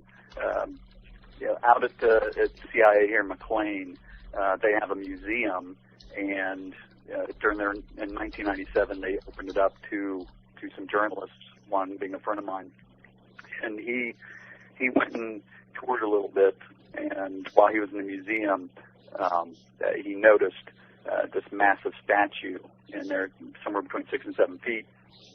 And when he got up close to it, he realized who it was. It was of Hermann Goering, and the placard said, "From the personal collection of Alan Dulles." Wow. A lot of Nazi memorabilia in there. That doesn't surprise me at all. Who would have thunk it? Did you know that Alan Dulles donated the chalet that Reinhard Gehlen, who was the ex-Nazi general, top espionage on the Eastern Front, and Reinhard Gehlen's chalet in Switzerland was donated to him by his good friend Alan Dulles, who had brought him into the CIA. What are friends for? Well, that whole Dulles family with the brothers, everybody forgets about the sister Eleanor. She was the one that was left in the background, probably doing a lot more creepiness. But she worked for the State Department for a long time. But I remember doing some research that, of course, on the Wikipedia page about her, it talks about her life and times in Berlin and Germany and Austria after the war. But I know that they had an office in Berlin the three of them before World War II started, and because they were tied together with Prescott Bush and Brown Brothers Harriman. Oh yeah. And the setup for Nazi Germany. And of course, she just happened to be part of the U.S. representatives for Bretton Woods and setting up the IMF at that time. And for some strange reason, she was sent to Austria to help set Austria back up after the war. But she did a lot of traveling for that, of course, under the guise of teaching at universities before World War II. But another thing I wanted to bring up real quick about Susan Lindauer, I'm still waiting to talk to her. She lives here in the region, but I really want to go over the information that she has about some of her background, because we talked on air a couple months ago, specifically pertaining to some information she had on Pan Am 103 and that bombing, and we discussed that for a bit on air because for whatever reason I was pulled off of that flight at the last minute by Air Force Intelligence when they were sending me back here for something else. But the thing to remember about her is that her cousin is Ari Fleischer. So, she, not only one of the first people imprisoned for about 10 months under the Patriot Act. I mean, no, we all got bounced out. Yeah, I don't know what happened, Biz. I think I do. Just all of a sudden, Jeff was talking, and boom, it was over. Well, I tried to call back in, and there was some a voicemail with a lady with a British accent. No. I mean, what happened? I mean, well, think about it. I mean, Long was on, and we got booted. Yeah. And so we're going to try to recoup. Something very strange there. I don't want to get paranoid, but yeah, it doesn't make you wrong, bro. Is William with us? I think William will. I think William would try to get back in. Yeah, I mean, I don't know, but remember, I had that wonderful experience with Blog Talk Radio in Killtown. Yeah. All right. There's certain subjects, I guess, you just can't talk about, and without getting some interference. Well, I don't know. Again, that I don't know. be... Yeah, I don't want to be paranoid about it. It may have just been, All right, what I'm going to do is technical difficulty, but I'm just going to. He goes, I don't know what happened. Because Jim said everything's okay here. I don't know what's up. Well, that makes me feel good. All right, William. Well, it doesn't really matter. I can't talk to William, so we got that You'll chat. Probably room. try to call back in.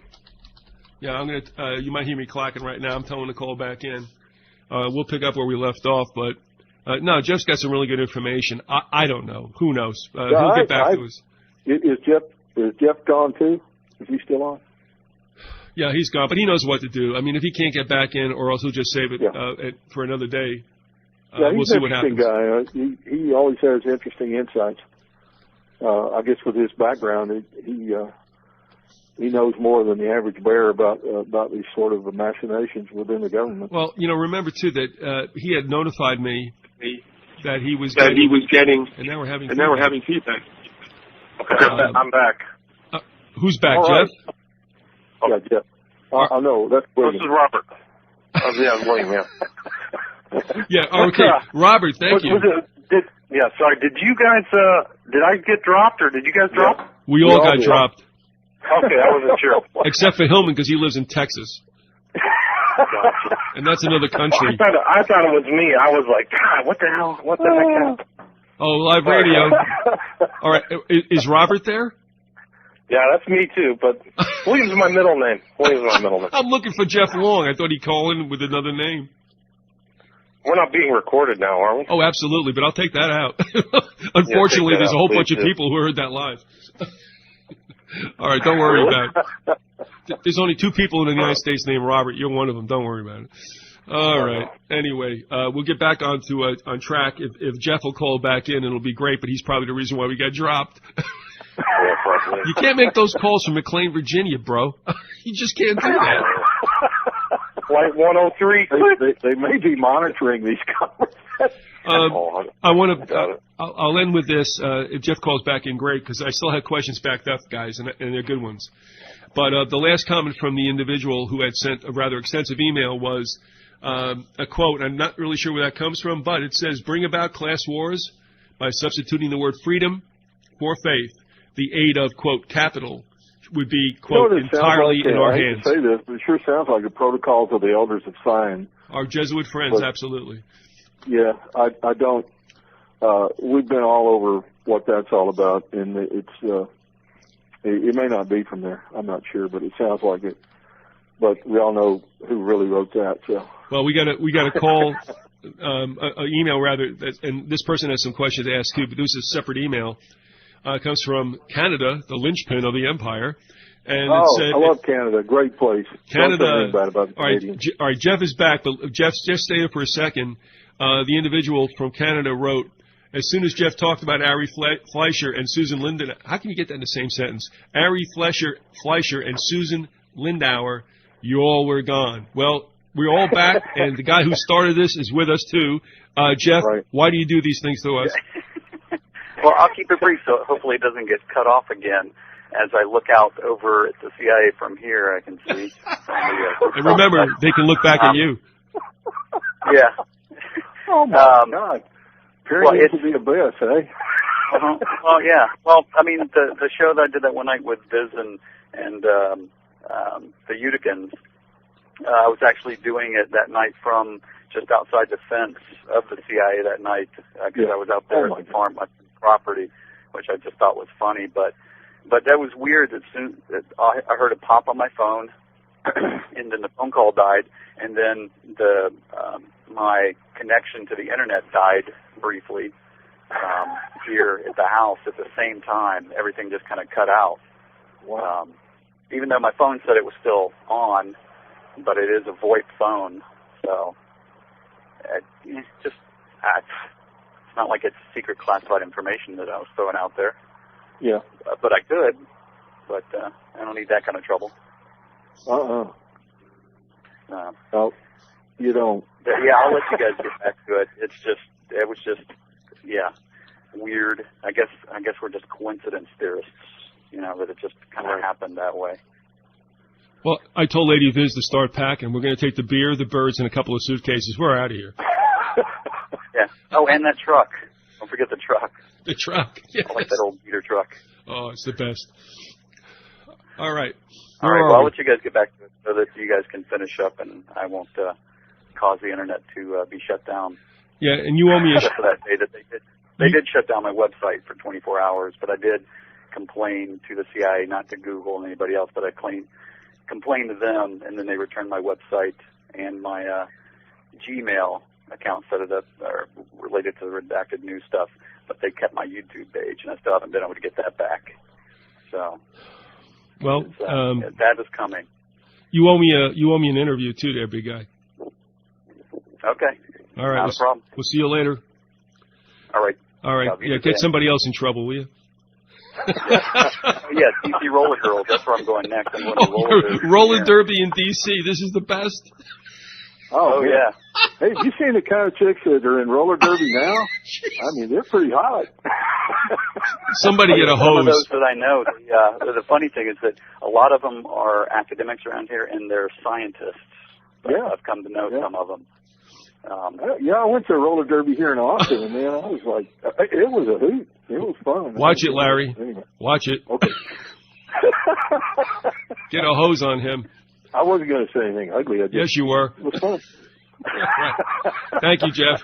Well, you can't have a better sport than a bunch of smart women beating each other up on roller skates with bloody names. I mean, hey, look. That's the all-American sport. Just watch Springer.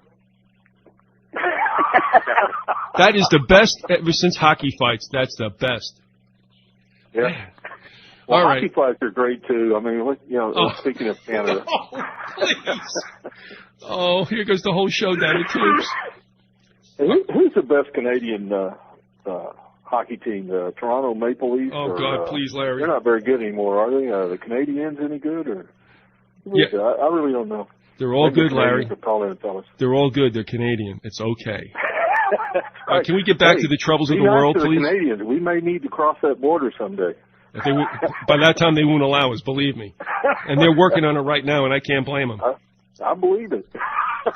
All right, I got some more questions for you guys before this hour ends and everybody goes back to their pods. Okay. I'll catch you guys later. All right, Jeff. Thanks a lot, though. Really. Not a problem. Got to warm up this ambulance and get it over there to the game. Don't start. Just take pictures and send them to us. Guys, this is something I did want to table. I'm not trying to search for a segue, but honestly, what he had said is something I wanted to write about before. I had written down in my notes. That's what I wanted to say and speak to you guys about. Because, if you really think about this, and this is scary, but this also says something about the most intelligent are not necessarily the most moral. We all impute to intelligent people like PhDs or whatever, there's some kind of goodness and moral character. History would show that's probably not the case. And the reason I say it is, one, do we realize how many mass serial murderers had high IQs? I think the majority of them did. Ted Bundy did, for sure. No, and the other thing Peikoff wrote about this in Ominous Parallels. He said the best gas chambers were built by PhDs. Now think about the architects of our own demise and how many of them have an IQ probably off the map. That's what's scary about it, that it seems that this intense, or rather above average, normal, if you will, intelligence does not necessarily beget any kind of compassionate behavior. No. People choose to do good or evil, and often the very intelligent people are evil. It's just the way it is. They choose to be that way. It's that temptation to want to lust for power and for whatever reason that isn't the province of just average people or below average people. It's often the province of people that are highly intelligent, probably more likely.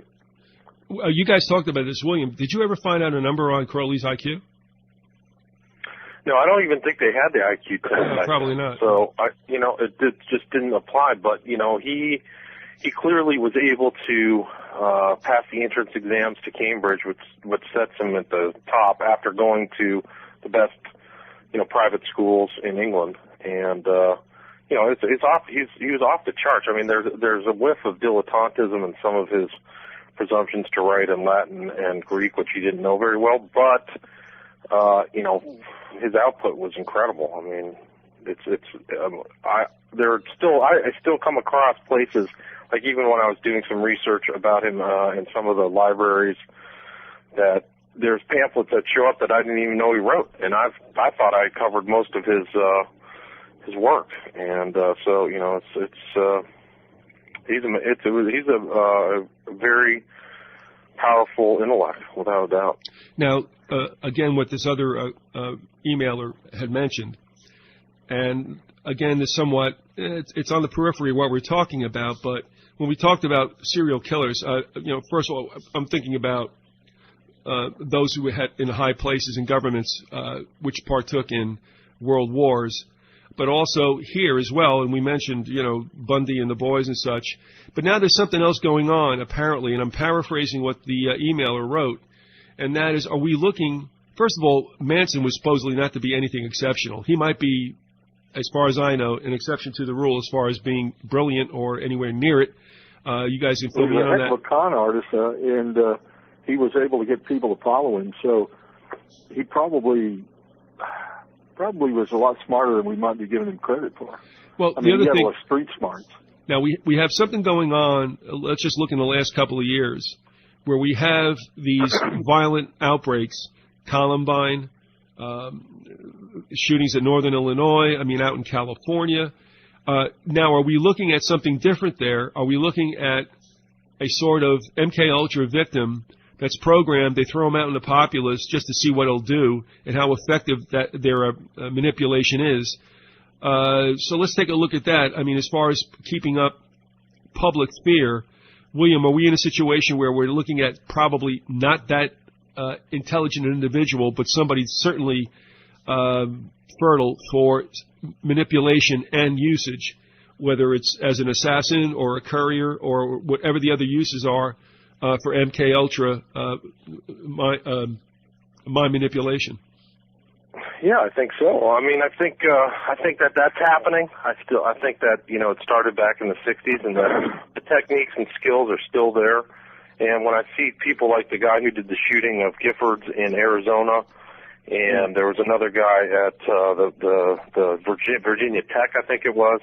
I mean, the whiff of mind control on those guys is over the top. The guy who was in Arizona was a definite mind control patsy. I think they were really trying to go after the judge and kill the judge who was there, because he was more of a states' right advocate, and he wasn't going on with the New World Order, open borders agenda. And that kid was, you know, and he had a handler too. And there was another guy there that was a mysterious second guy who just they quit talking about after the first year. That's a common pattern, you know. Yeah. At first, the first stories you get, there's more than one, and then all of a sudden it's just one guy. And what's really scary about these events is that there's, you know, the lone nut patsy thing is still maintained, but it's also that there is a secondary media barrage that still, you know, is going with the general theme, you know, so they reinforce the fact that this guy was already unhinged or whatever. Right. And that's what makes it really scary, is that the controlled media in this country, which is just as controlled as any media in Nazi Germany or communist Russia.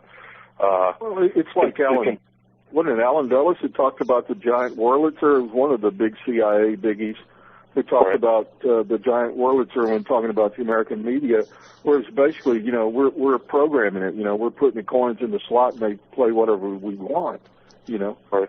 And I mean, they've proven years ago that, you know, there were a ton of people in journalism, you know, in all the media that were CIA operatives.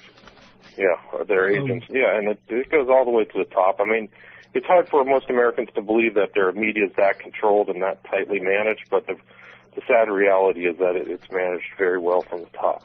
Well, America is really a corporatocracy, and the media, you know, are corporations.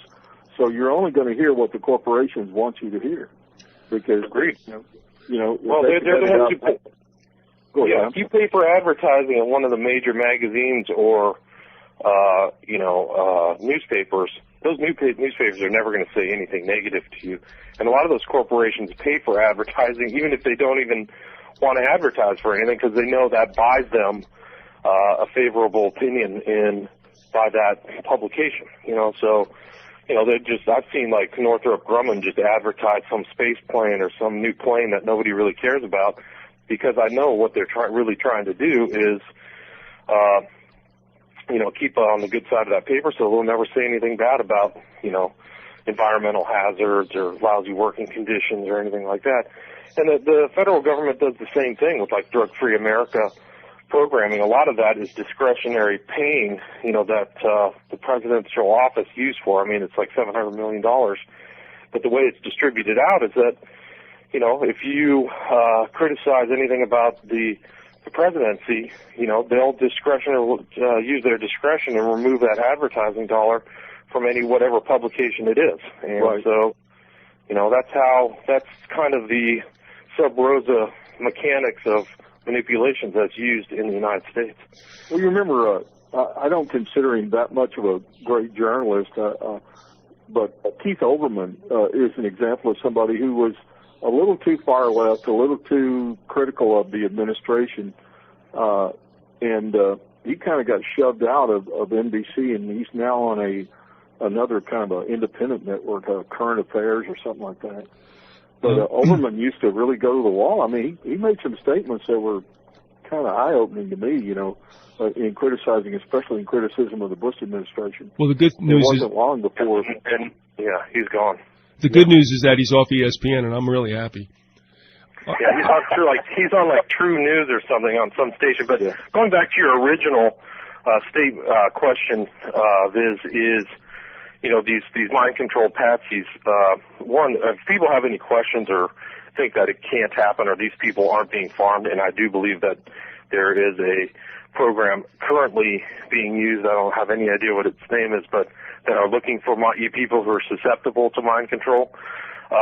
If they have any doubts that it's effective, my suggestion is to look online and type in Darren Brown. He's an English magician kind of edgy guy. It's Derren Brown, and look up his use of mind control on this guy who went in and played a video game. I don't know the exact segment, but I would just say type in Derren Brown video game mind control and watch what he can do to people. And it's all evidence, it's all filmed, and you can put people in a hypnotic state. And it also shows susceptibility. Some people are clearly susceptible, and some people aren't. And that wasn't his intent when he was doing this public display, but it comes across. He's very knowledgeable, this guy, Derren Brown. We have another comment and somewhat raises a question.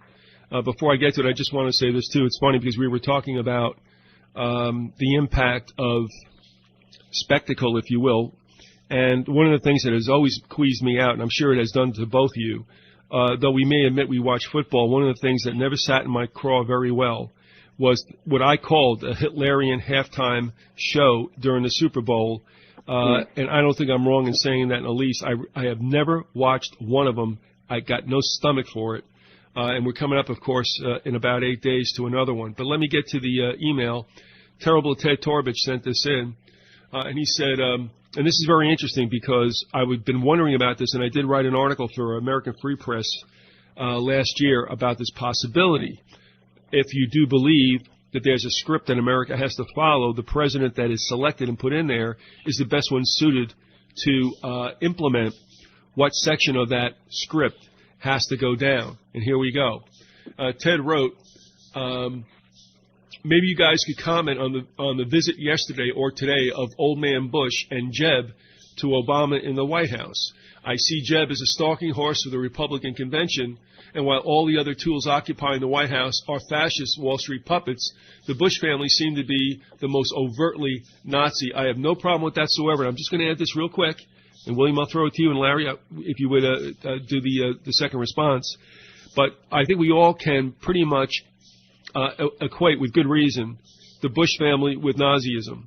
However, as you had mentioned before, Larry, I mean, when you look at far left and far right, they both meet at the same place. So it doesn't matter if you go from the left Bolshevik or from the right Nazi. If you're on extremist ends, they all meet in the middle. However, I had wondered if the GOP is to have their guy in. I was wondering always if Jeb would be a late draftee into the show, because I tell you what, as far as I'm concerned, everybody loves the Bushes again. You know, it's all better in the rearview mirror, and they think that was just the best. So let me throw it to you, William. As Ted said, isn't this interesting? Are we going to get Jeb come in, who definitely would win, or are we going to just see this fighting in the GOP, and that brings Obama in, and then we get the FDR treatment rather than the fascist treatment? Right. Well, the American people would have to be insane to put Jeb Bush back in office after George Bush being in the presidency for 8 years. Literally crazy. That family, not only are they Nazis, they're heavily involved in the occult, and their connections are all occulted. They're extremely dangerous. I mean, 9/11, 2 stolen elections, there's a trail of drug running too. Drug running through MENA, and the amount of people who were offed during their administration was off the charts. I mean, Wellstone, on Reagan. Yeah. So, I mean, Jeb openly said that he was not going to run, which, doesn't preclude him from running. But if he does run, you can just assume the election's going to be fixed in his favor. So, if you want to go through another 8 years of political Satanism, I guess you could vote for Jeb Bush. But, I mean, you can just go back through and see some of the stuff that even Bush Jr. said when he was in the office. I mean, his references to occultism and all of his statement and his dad as well are just off the charts. I mean, I can read to you guys some of his speeches, like the inaugural speech of Bush Jr., where he says, do you not think an angel rides in the whirlwind and directs this storm? I mean, if you're referencing something from Christianity, you don't reference an angel in a whirlwind. And, you don't say things like in his 2005 inaugural where he says history has an ebb and flow of justice, but history also has a visible direction set by liberty and the author of liberty. Well, who's the author of liberty? That's straight Luciferianism, and it's a classic kind of, it's a direct correlation to Crowley's idea of Satan. Well, they're all skull and bones, and the Skull and Bones Society is nothing more than a satanic secret society. Right. I mean, and you can go back. Who was the first person to ever use the term New World Order in recent history? Well, it was George H.W. Bush on 9/11/91, if I remember correctly. Yeah, but remember also that FDR mentioned it as World Order. Yeah. Well, Hitler called it his New Order. Right. And at one point the Nazis did call it the New World Order. That's where it came from. All right, the first time the term was used was in a Nazi pamphlet in the 1920s, about the time that Hitler got into the leadership of the Nazi Party. If you have it, I mean, we can go in even deeper depth into like what George Bush Sr. has said, other than his New World Order. But when he's made a speech on October 1st in 1990 to the United Nations General Assembly, where he says he wanted to shape a new structure for the world that might support an ancient dream, and that ancient dream has always been global order. Mm-hmm. He says, this is George Bush quoting him. He says, this is George Bush Sr. Intensely idealistic and yet tempered by war, they sought to build a new kind of bridge, a bridge between nations, a bridge that might help carry humankind from its darkest hour to its brightest day. Now, it's very important that he repeats bridge right after an ancient dream. Now, the bridge is a very important symbol in occultism. It goes all the way back, I think, even to Pergamum, and the pontiff means the bridge. I mean, it's a word that comes from back to Pergamum, our last discussion about Obama and the Temple at Pergamus, and essentially, this bridge concept. The title of the high priest or the magus there in Pergamum was the chief bridge builder, the one who spans the gap between mortals and Satan and his host, is written, and that's Pontifex Maximus. So when George Bush Sr. is repeating this bridge theorem, and it actually goes through to L. Ron Hubbard, like he had the bridge to total freedom. That was like the bridge that people were on in Scientology, and you'll see that repeated over and over. The bridge to total freedom, and you see some of these. There's actually, I think, somebody who wrote about the occult, about the bridge to. I can't remember her name. That was the title of one of her books. But anyway, this bridge is an important theme. Well, this all goes back to his speeches, and it's all deeply occult. And that's George Bush Sr. and his kids that follow in his footsteps. And if you want to have Jeb Bush as your president, and that's going to be your guy, and you ostensibly call yourself a Christian nation, you're kidding and fooling yourself. Well, you know that the so-called evangelical Christians, I hate to even use that term, but what many people would call the Christian right, they're all going to line up in lockstep and vote for whoever the Republican Party tells them is going to be their candidate. And they'll make all kinds of rationalize away all the things that are wrong with the Bush family and its history, et cetera, and they'll line up and vote for Jeb Bush. It's a violation. It's a direct violation of their religion and their beliefs to go along with Satanists. I mean, what the hell? There's something deeply, deeply, deeply wrong with the leadership of the Christian church in this country if they can support people who are obviously making occult references over and over and over. I mean, it just doesn't stop. They can't even discern it. There's no discernment. Yeah. I mean, you're supposed to have the, think like a snake, and these people are about as sharp as a bowling ball. It's fast. It's disgusting. I like that it's one. so gross. That's good. I got to remember that one. I like that one myself. Well, don't get me started there. What? Oh, yeah. Don't get me fired up. I got him fired up. I mean, that they can put that family back in the reins of power here. You can just plan on more poisoning, more vaccines, more chemtrails, more UN control, breakdown of the states, financial fraud and crime that will make, what happened in 2008 look like a joke. And total control. Part of the Southern strategy that the Republicans came up with a long time ago was two-pronged. I mean, people talk about part of it was race, Yeah, and that's true. A lot of, white voters in the South would vote for Republicans, because, it just wasn't the party for the blacks, and they didn't cater to blacks, blah, blah, blah. I don't want to get into that. But it's also part of the Southern strategy that you get the evangelical, churches, to vote Republican, because they go into the big thing about how they are so much for family values, and they're against gay marriage, and I'm against that too. But it doesn't make me want to vote for. I mean, it's amazing to me that people can just gloss over the fact that one of the biggest predator pedophiles that ever was in Congress, and there's quite a few of them from what I understand, but it was Mark Foley, who was a Republican from Florida. This guy was the guy who came up with the law. He pushed the law to track down, pedophiles on the internet, and then he gets caught by the same law that he had proposed. It was amazing. It just and people just gloss over it, and over again. You got like Dick Cheney's daughter, is a lesbian in a gay marriage, and we're supposed to just gloss over that, and it's like, don't you get it? They're just using you. They don't care about that. I mean, there's probably a ton of those people that are homosexual or bisexual. They're in Congress right now, but people just ignore that. One of my favorites. Yeah. We have to wrap this sucker up, boys. We have to wrap this sucker up. Okay, no problem. I can hear hyperventilating on both ends of this phone.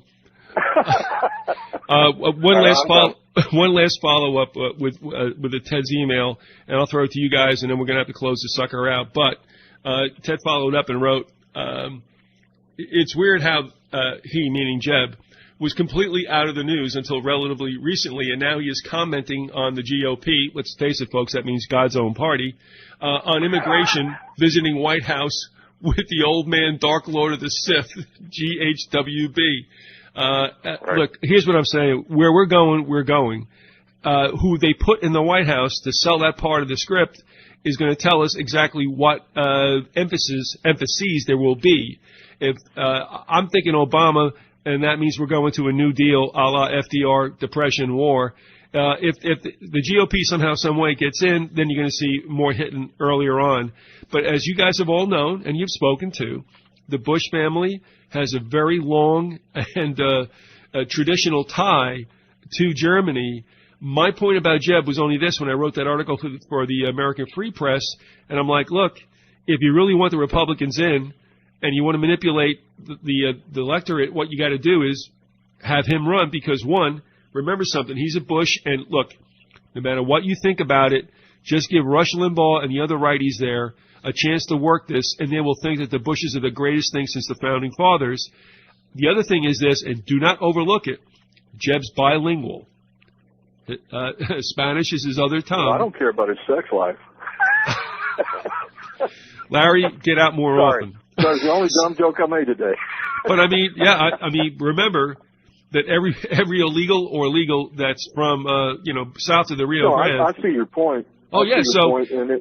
But the thing is, I sit back and I watch this all like a rigged wrestling match. It still is fun because of the theater, but understand, whoever gets into the Oval Office is going to sell a certain emphasis on the plan of our destruction. I don't care who's in there. I'm just going to time it as how much time I got to get out of Dodge. Having said that, figure out which one's going to go. I mean, it could go either way. It's a toss-up at this point. The entry of Jeb Bush in there may be a determining factor that will tell us what the elites are going to do. Yeah, I mean, if he enters, that should just send out. It's really scary because talk about a bunch of evil aristocrats.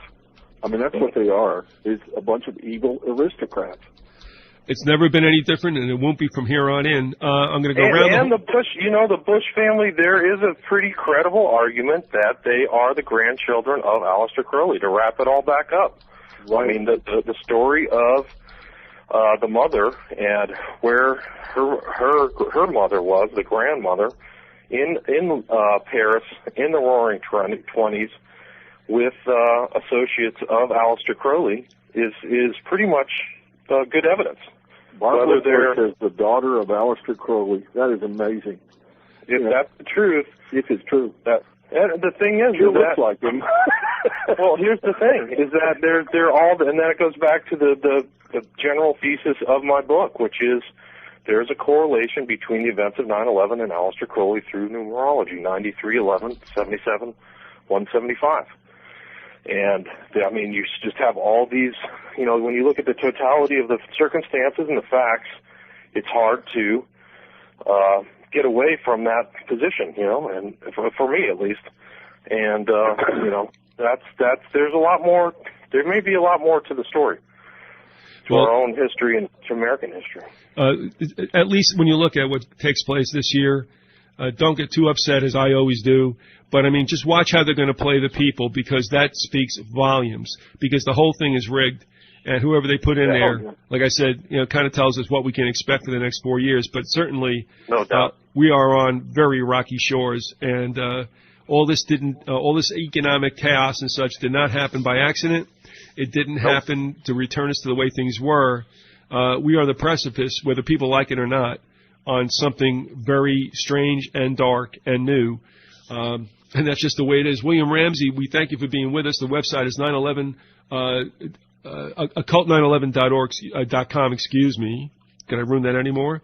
Also check out the works that he has. He's got the book, Prophet of Evil, that was made into a DVD. He's also has another DVD called Occult Hollywood. Check that stuff out. Many of you have said you're interested. Well, I tell you what, hit it while it's hot. Go take a look there. Larry, the contractor guy from the wonderful country of Texas, we thank you for being with us for part 23. Can I read something just very briefly, a poem? Sure. By William Butler Yeats, an associate of Aleister Crowley. Surely some revelation is at hand. Surely the second coming is at hand. The second coming. Hardly are those words out when a vast image out of Spiritus Mundi troubles my sight. Somewhere in the sands of the desert, a shape with a lion body and the head of a man, a gaze blank and pitiless as the sun, is moving its slow thighs, while all about it reel shadows of the indignant desert birds. The darkness drops again, but now I know that 20 centuries of stony sleep were vexed to nightmare by a rocking cradle, and that what rough beast, its hour come round at last, slouches towards Bethlehem to the morn. William Butler Yeats, The Second Coming. I tell you what, Yeats, I have to admit, he's one of the few free verse poets I like. And he is very good, and I tell you what, he had a little mojo going for him too, to the point where he actually had. I think Crowley admitted he was afraid of Yeats.